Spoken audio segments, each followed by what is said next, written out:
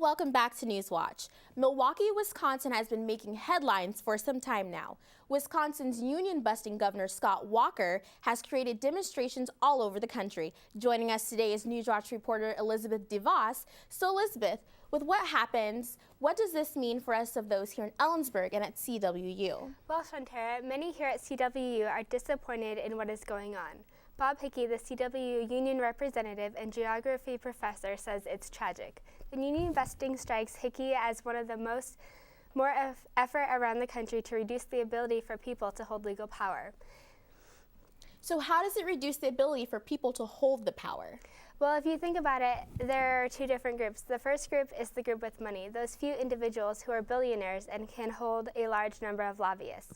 The other group is the one who represents voters, large groups of voters like unionists. They are some of the key players to hold political power when it comes to middle and working class Americans. So are faculty and staff worried about having their collective bargaining rights reduced here on campus? Well, when I spoke to Bob Hickey, he said that there's no worry here on campus. The only thing that would cause concern to campus would be if there was a Republican majority in the state. However, there is one person who wanted to put into a bill that would cause union busting in Washington state, according to Hickey. So one more question for you, Elizabeth. What does all this mean for CWU directly?